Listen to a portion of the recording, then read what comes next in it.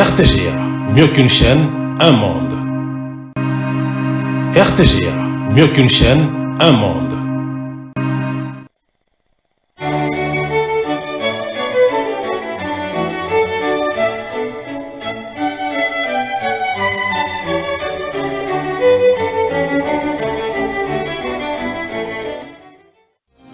Ce journal vous est offert par Thermoprotection. Illico Cash, ma banque mobile.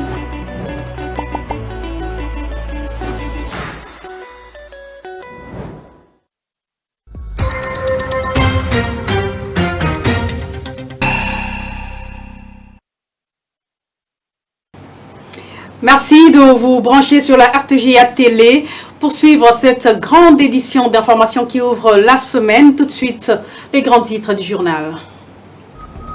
Situation confuse autour de la non-reprise des cours contestés à Matadi, ville portuaire. Les élèves qui n'ont toujours pas repris le chemin de l'école à la suite d'une grève déclenchée par le banc syndical ont manifesté dans la rue leur droit le plus légitime à Matadi. Ils sont partis de la commune d'Nzanza, Mvouzi et autres pour faire entendre leur voix. On en parle.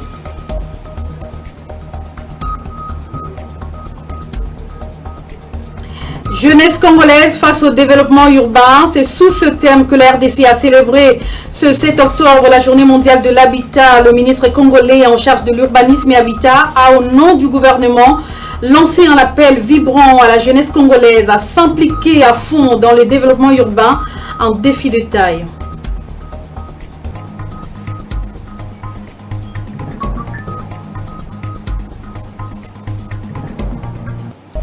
La chef du gouvernement congolais prend part entre-temps aux assises d'Allemagne sur les développements durables auxquels participent des chefs d'État, des experts et hauts dignitaires de plusieurs pays dans la ville de Hambourg en Allemagne. On fait le point tout de suite, voilà tout pour les titres. Vous nous captez en direct de Kinshasa. Merci de nous rester fidèles. Le bilan des corps sans vie de victimes du naufrage du 3 octobre dernier sur les lacs Kivu passe de 23 à 34 et les recherches se poursuivent encore à l'aide des drones équipés des lasers de la force navale des FARDC qui scandent les eaux à la recherche du point de chavirement et du bateau lui-même. Aziza Mounana a coordonné cette opération aux côtés des équipes de recherche. Une journée pas du tout facile où un plongeur professionnel a même perdu connaissance sous l'eau. Suzy Marie pour le point. Le bilan continue à s'alourdir concernant le naufrage du 3 octobre dernier. Sur le lac Kivu, un plongeur a perdu connaissance sous l'eau à 182 mètres de profondeur. Le gaz l'a entamé malgré sa tenue. Consterné par cette situation qui vient encore une fois s'ajouter à cette triste nouvelle, la ministre des Affaires sociales, Action humanitaire et solidarité nationale Aziza Mounana supervise les équipes de recherche et veille aux détails. Les travaux de recherche se mènent depuis les drones équipés des lasers de la force navale, des forces armées de la République démocratique du Congo qui scannent les eaux à la recherche du point de chavirement et du bateau lui-même. Le bateau de la police nationale congolaise et la protection civile se coordonnent à la recherche de premiers indices.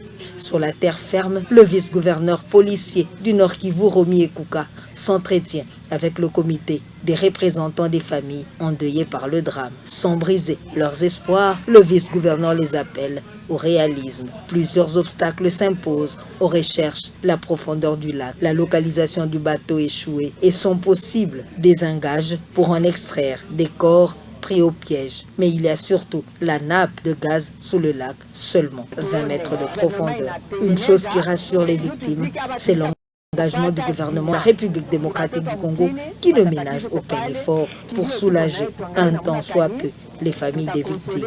Quand l'émotion commence à retomber, les victimes saluent les efforts en cours et disent attendre d'autres corps pour enterrer ceux déjà disponibles dans les morts de la province du Nord Kivu.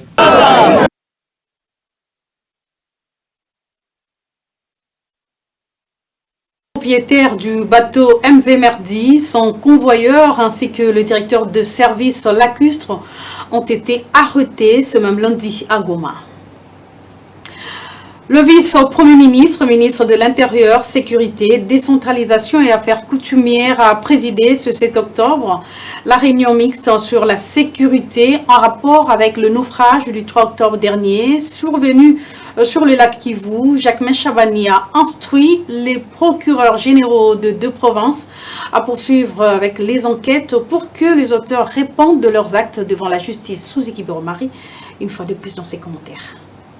À la rescousse des sinistrés du naufrage survenu le 3 octobre dernier sur le lac Kivu, le vice-premier ministre, ministre de l'Intérieur, Sécurité, Décentralisation et Affaires coutumières, Jacquemain Chabani a convoqué une réunion mixte de sécurité élargie avec les deux provinces, à savoir Nord et Sud Kivu. À l'issue de cette rencontre, plusieurs mesures urgentes et immédiates ont été prises, notamment l'instruction aux procureurs généraux de ces deux provinces de poursuivre les actions judiciaires déjà en cours afin que les auteurs de ce drame répondent leurs actes. Son Excellence, M. Félix Antoine Tshisekedi, président de la République et chef de l'État, ayant appris la triste nouvelle du naufrage du MV Merdi, a dépêché une délégation gouvernementale dont j'ai l'insigne responsabilité de conduire pour présenter ses condoléances les plus attristées aux familles éprouvées. Le gouvernement de la République rassure toutes les familles éprouvées de son accompagnement total dans l'enterrement digne et conforme aux us et coutumes de leurs membres décédés dans ce naufrage. Par ailleurs, il a été convenu avec tous les services impliqués des deux provinces, y compris celui de la santé, de l'autorité dans un bref délai, d'accorder aux familles éplorées de procéder à l'enterrement des corps déjà retrouvés, identifiés conformément à leurs coutumes respectives, en attendant les résultats de recherche des corps coincés dans les bateaux sous les eaux afin de les enterrer dignement. Pour l'instant, tous les 58 rescapés internés dans les hôpitaux sont pris en charge par le gouvernement. Cette réunion, présidée par le vice-premier ministre, ministre de l'Intérieur, à Sécurité, Décentralisation et Affaires coutumières, a connu la participation également de la ministre des Affaires sociales, Action humanitaire et solidarité nationale, Aziza Mounana. Notez également qu'une paralysie a été observée ce même lundi matin des activités socio-économiques au centre commercial de Beni Matongi au nord Kivu, dans l'est de la République démocratique du Congo, sur appel de la synergie des groupes de pression dénommés Front pour Beni, qui a exigé 2 journées sans activité, réclamant ainsi la libération des personnes proches de cette organisation en détention dans différentes prisons de la ville. Tôt ce matin, plusieurs rues et avenues situées dans la commune de Moulekira ont été barricadées par les manifestants au centre commercial. Seules les pharmacies ont ouvert leurs portes. Des boutiques et magasins sont restés fermés malgré la présence des commerçants. Et la police est restée visible, elle aussi, au rond-point Mama Stella de Matongi. Agression rwandaise, on en parle encore et toujours. Les déplacés internes originaires des villages du territoire de Lubero en province du Nord Kivu, dans l'est de la République démocratique du Congo, ont commencé à regagner leur milieu d'origine à cause des conditions difficiles de vie dans leur milieu de refuge et même dans des familles d'accueil. Selon le président territorial de la coordination de la société civile de Lubero, Tafuteni Muhindo, le retour de ces déplacés dans les villages sous contrôle des FARDC est consécutif à la calmie qui règne ces derniers temps dans les lignes de front, grâce notamment à l'observance du cessez-le-feu en vigueur obtenu à Luanda.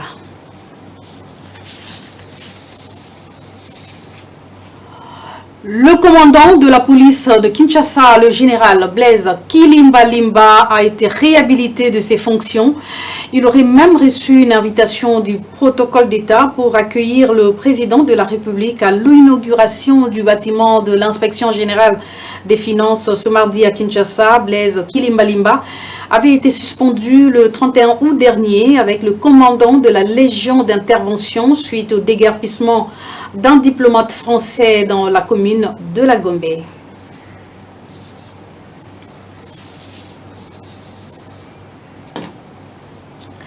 Volet diplomatique à présent, la première ministre Judith Suminwa a participé ce lundi 7 octobre 2024 à la conférence sur le développement durable de Hambourg en Allemagne. Une conférence présidée par le chancelier allemand Olaf Scholz, qui connaît la participation d'une importante délégation des chefs d'État, de hauts dignitaires de plusieurs pays venus de 4 coins du monde. Elle est une initiative du ministère fédéral allemand de la coopération économique et du développement du PNUD, de la Fondation Michel Otto et de la ville hanséatique de Hambourg. Reportage Jacques-Olivier Mouloubandomé. La participation de la première ministre est dans la droite ligne des engagements du chef de l'État, Félix Tshisekedi, en matière de développement et de paix durable. La chef du gouvernement de la RDC, pays solution à la crise climatique, envisage de partenariats économiques dans le secteur de l'énergie verte. C'est une première conférence qu'organise l'Allemagne, ici à Hambourg, qui est une ville économique. Et il s'agit pour les Allemands de pouvoir voir comment ils peuvent renforcer leurs relations économiques avec l'Afrique, particulièrement dans le domaine de l'énergie verte. Comme vous le savez, en Afrique, nous avons la majorité des forêts, et particulièrement en RDC avec près de 60%.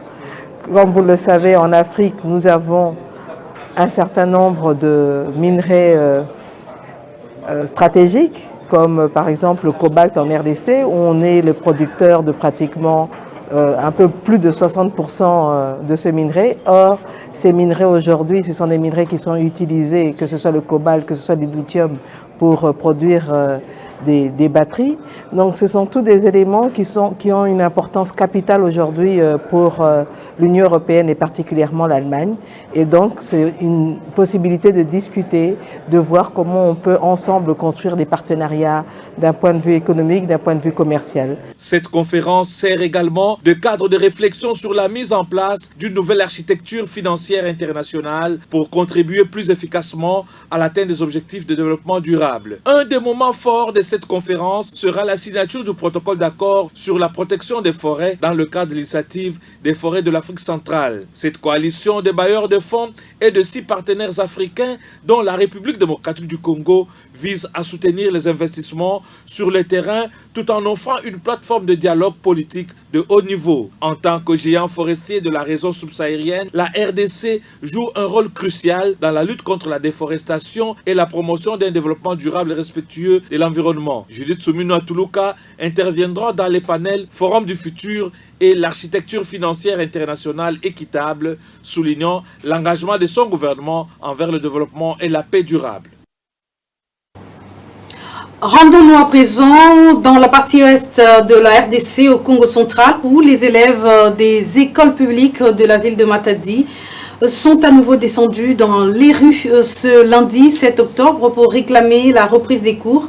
Ces élèves qui ont perturbé l'ordre public en s'apprenant aux autres élèves des écoles privées ont été dispersés par les éléments de la police. C'est depuis le 2 septembre dernier, jour jugé de la rentrée scolaire, que les enseignants de ces coins du pays avaient décrété un mouvement de grève observé jusqu'à ces jours. Je l'annonçais au sommaire, la journée mondiale de l'habitat est célébrée le 7 octobre de chaque année. Et pour cette édition 2024, la République démocratique du Congo a placé cette célébration sous le thème « La jeunesse congolaise face au développement urbain ».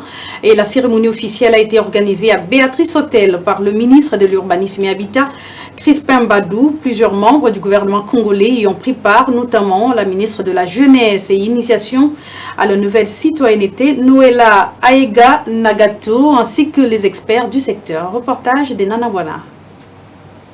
La jeunesse congolaise face au développement urbain, c'est sous cet thème que le ministère congolais de l'Urbanisme et Habitat a célébré la journée mondiale de l'habitat ce lundi 7 octobre 2024. Plusieurs membres du gouvernement ainsi que les experts en la matière ont pris part à ce grand rendez-vous à Béatrice Hôtel. Une occasion pour la ministre de la Jeunesse, Noëlla Aega Nagato, de révéler à l'assistance l'importance de la participation de la jeunesse dans le développement urbain à RDC. Un terme international qui, dans la droite ligne des débats ayant évoqués lors de la 59e Assemblée générale de l'ONU, met un accent particulier sur l'engagement de la jeunesse comme élément important et nécessaire à la construction et au développement social, économique et institutionnel des Nations Unies. Pour sa part, le ministre de l'Urbanisme et Habitat a lancé un appel à la jeunesse congolaise de s'impliquer à fond dans les développements urbains. Nombreuses études ont démontré que 60% de cette population est constituée de jeunes. Et d'ici 2030, 70% de la dite population vivra dans des centres urbains au détriment des milieux ruraux qui ne feront que se vider de leur population.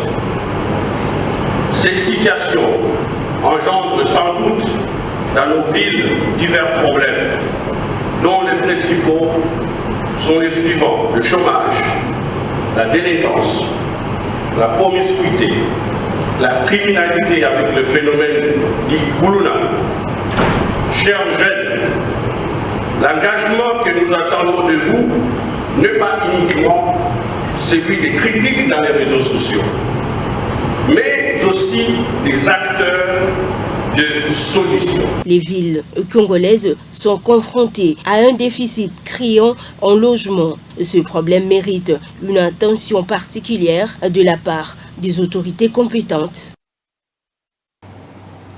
À noter qu'en cette édition 2024, un accent particulier est mis sur le rôle vital des jeunes dans l'avènement d'un meilleur avenir urbain, tel que martelé dans le message du secrétaire général de l'ONU, Antonio Guterres, à l'occasion de la célébration de la Journée mondiale de l'habitat, un événement qui réaffirme le droit fondamental à un abri décent et abordable. Les statistiques des Nations Unies révèlent que d'ici 2030, 60% d'habitats des zones urbaines auront moins de 18 ans. Et le problème de l'habitat en RDC est avant tout celui de l'urbanisme, attestent les experts du domaine, car au-delà du logement, l'habitat désigne le mode d'organisation et de peuplement par l'homme du milieu où il vit, dont la maison et les infrastructures. Suzy Marie nous en dit plus. Au Congo démocratique, ce domaine présente 6 caractéristiques. L'occupation des terrains qui s'est fait en général sur des espaces nus non viabilisés, les risques de catastrophes liés à l'occupation à des sites à risque, inondations, ensablement, érosion et glissement de terrain, le caractère dépassé du décret-loi du 20 juin 1957 sur l'urbanisme aggravé par l'inexistence dans les agglomérations de schémas d'urbanisme approuvés à ce jour, l'insuffisance des ressources humaines et financières autonomes, l'absence notoire d'aménageurs fonciers tant publics et privés et l'absence de cadres et de mécanismes appropriés pour la construction et l'entretien des infrastructures de base et des équipements collectifs. Le premier lundi d'octobre de chaque année, où le monde célèbre la journée de l'habitat, c'est une occasion pour les États et leurs gouvernements de se pencher sur l'ère d'urbanisation dans laquelle vit l'humanité tout entière. En 2002, le gouvernement de la République démocratique du Congo a élaboré et adopté un plan d'action national pour l'habitat, déterminant les actions et pistes à suivre pour le droit à un logement convenable pour tous ainsi que pour l'émergence des établissements humains durables. Le problème de l'habitat au Congo démocratique est avant tout celui de l'urbanisme, car au-delà du logement, l'habitat désigne le mode d'organisation et de peuplement par l'homme du milieu où il vit, dont la maison et les infrastructures. Il ne peut donc être dissocié de l'urbanisme ni des questions foncières. Le secrétaire général des Nations Unies, qui a adressé un message aux nations à l'occasion de cette célébration, met l'accent sur le rôle vital des jeunes dans l'avènement d'un meilleur avenir urbain. Les statistiques des Nations Unies font état que d'ici à 2030, 60% des habitants des zones urbaines auront moins de 18 ans. Plus les villes continuent de croître, plus se multiplient les occasions de puiser dans l'énergie des jeunes pour transformer les problèmes urbains en possibilités à exploiter. Bientôt la rentrée politique au Congrès national congolais, parti cher à Pius Mwabilou. Les différentes structures du parti à travers la République se préparent déjà pour ce grand rendez-vous, à l'instar de l'interfédération du Sud Kivu qui a réitéré son engagement à œuvrer aux côtés du sénateur Pius Mwabilou Mbayou Mukala et du chef de l'État Félix Antoine Tshisekedi. Suivez cette déclaration. population du Sud Kivu, nous, membres, cadres, militants, sympathisants et associations affiliées du Congrès national congolais CNC, Interfédération du Sud Kivu, parti politique cher à l'autorité morale, honorable sénateur Pius Mabilumbayo Mukala. Réitérons notre engagement aux idéaux du parti et un soutien indéfectible à son autorité morale, ainsi qu'au chef de l'État, son Excellence M. Félix Antoine Tshisekedi Tshilombo, autorité morale de l'Union sacrée de la Nation. Le Congrès national congolais CNC, Interfédération du Sud Kivu, a appris avec satisfaction l'annonce de la rentrée politique et relance des activités du CNC après les élections de décembre 2023 pour lesquelles nous avons milité pour la réélection du président de la République et contribué à la majorité présidentielle. Cette annonce faite par l'autorité de référence du CNC constitue pour nous une valeur politique de résilience. Le CNC, Interfédération du Sud Kivu, se dit satisfait de cette annonce et prêt à faire une mobilisation tout azimut de milliers de membres, cadres, militants, sympathisants et associations affiliées en vue de répondre à cet appel de la rentrée politique et relance des activités du parti dans les villes et territoires de la province Sud Kivu et promet d'être de bons ambassadeurs en vue de s'approprier les orientations et instructions qui sortiront de cette rentrée politique initiée par la haute hiérarchie du parti. Que vive la République démocratique du Congo, que vive l'Union sacrée de la Nation, que vive le président de la République, le chef de l'État, que vive le CNC Interfédération du Sud Kivu, que vive son autorité morale, honorable sénateur Pius Mabilumbayo Mukala. Fête à Bukavu, le Congrès national congolais, CNC Interfédération Sud Kivu. L'actualité dans le domaine de la santé, la province du Sud Kivu, épicentre de l'épidémie de Mpox, a débuté depuis dimanche la vaccination contre cette maladie qui affecte plusieurs habitants de ce coin. Et cette campagne de vaccination lancée à Bukavu marque ainsi une étape cruciale dans la lutte contre l'épidémie Monkeypox dans la région. Le directeur de cabinet du ministre de la Santé, représentant son chef absent, félicite les autorités provinciales de considérer cette lutte comme une priorité, mais aussi prévenir cette zoonose à travers la vaccination. Clarisse Koko-Kapalay. La propagation de Mpox peut diminuer, mieux s'arrêter au sud Kivu. Depuis dimanche 6 octobre, la vaccination a été lancée par les directeurs des cabinets du ministre de la Santé en séjour dans cette partie de la RDC. Le représentant du docteur Roger Kamba a souligné que cette vaccination traduit l'engagement du gouvernement de contrôler cette épidémie. Depuis 2021 jusqu'à ce jour, le pays enregistre une augmentation des cas et de décès de Mpox. La tendance épidémiologique en 2023 a été marquée par la détection pour la première fois de la souche virale Clade 1B et l'émergence de la transmission sexuelle de la maladie. Au cours de cette année, le nombre de cas n'a pas cessé d'augmenter de manière exponentielle et le Sud Kivu en est l'épicentre. Vu le nombre de cas déjà enregistrés dans la région, l'autorité sanitaire invite la population de se prévenir de cette maladie par la vaccination. Pour faire face à cette épidémie, la meilleure solution reste la prévention, en l'occurrence la vaccination. la RDC a déjà enregistré au moins 30 000 cas de Mpox. Les autorités sanitaires invitent la population à se rendre dans les centres de vaccination et suivre les recommandations des professionnels de la santé. La vaccination est un moyen efficace de se protéger et de protéger ses proches. Il faut signaler que 47 000 personnes sont attendues pour cette vaccination dans la province du Sud Kivu. Les scientifiques congolais insistent de leur côté sur la nécessité de renforcer la surveillance gouvernementale en intégrant la surveillance animale. Et les experts en santé conviés par l'école franco-congolaise des hautes études en santé publique ont plaidé pour rendre fonctionnelle l'approche One Health visant à renforcer la recherche scientifique au niveau des communautés. Souziki Biromari, une fois de plus.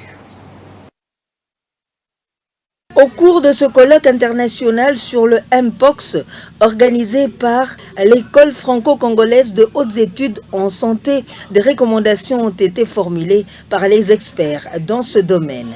Il s'agit entre autres du renforcement de la surveillance gouvernementale en intégrant la surveillance de santé animale et rendre fonctionnelle l'approche One Health, renforcer la recherche scientifique au niveau des communautés et des établissements des soins.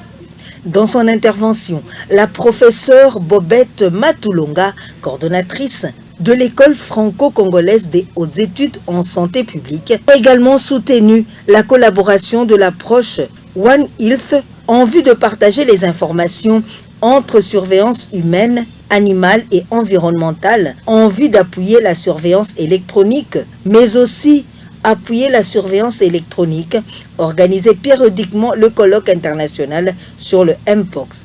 Alors, nous, en tant qu'école de santé publique, donc tout problème de santé publique, notamment les monkeypox qui touchent aujourd'hui notre population congolaise, c'est quelque chose qui nous touche dans notre cœur de métier. On s'est senti obligé de faire ces colloques parce que notre modèle d'enseignement est basé sur la recherche, également sur les échanges scientifiques. C'est sous le thème principal « Mieux connaître pour mieux agir face au Mpox » que les scientifiques de la République démocratique du Congo et du monde. C'est sous le thème principal « Mieux connaître pour mieux agir face au Mpox », les scientifiques de la RDC et du monde se mobilisent qu'a été organisé le colloque international sur le Mpox dans la capitale congolaise en mettant ensemble plusieurs chercheurs nationaux et internationaux. Il s'inscrit dans le cadre du partenariat entre l'Université Paris-Sadeye et l'Université protestante au Congo. Enfin, du sport pour terminer, les deux représentants congolais dans la phase de groupe de la Ligue des champions de la CAF, le tout-puissant Mazembe Anglebert et l'AS Maniema Union savent désormais à quoi s'attendre au terme du tirage au sort qui a eu lieu ce lundi 7 octobre 2024. Mazembe est logé dans le groupe A aux côtés de Mouloudja Club d'Alger, Al Hilal SC du Soudan et Young Africans de la Tanzanie. Tiré dans le groupe B, Maniema Union affrontera tour à tour AS FAR et le Raja Casablanca du Maroc, mais aussi Mamelodi Sundowns de l'Afrique du Sud. Et voilà qui met un terme à cette édition. Le rappel des principaux titres qui l'ont constitué. Situation confuse autour de la non-reprise des cours contestés à Matadi, ville portuaire. Les élèves qui n'ont toujours pas repris le chemin de l'école à la suite d'une grève déclenchée depuis le 2 septembre dernier par les bancs syndicales ont manifesté dans la rue leurs droits légitimes. Ils sont partis de la commune d'Enzanza, Mvouzi et autres pour faire entendre leur voix. Face au développement urbain, c'est sous ce thème que la RDC a célébré ce 7 octobre la Journée mondiale de l'habitat. Le ministre congolais en charge de l'urbanisme et habitat a, au nom du gouvernement congolais, lancé un appel à la jeunesse congolaise à s'impliquer davantage dans le développement urbain, un défi de taille. Enfin, la chef du gouvernement congolais prend part aux assises d'Allemagne sur le développement durable auxquelles participent des chefs d'État, des experts et des hauts dignitaires de plusieurs pays dans la ville de Hambourg. C'était tout pour l'essentiel.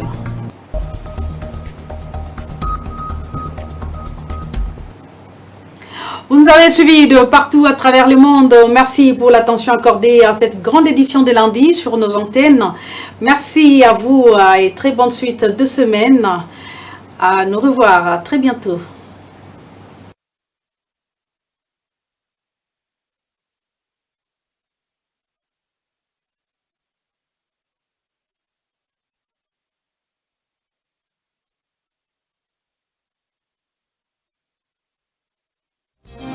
Ce journal vous a été offert par Tango Protection. Illico Cash, ma banque mobile.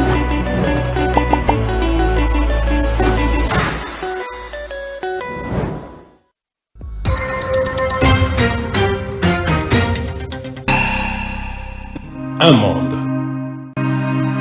RTGA, mieux qu'une chaîne, un monde.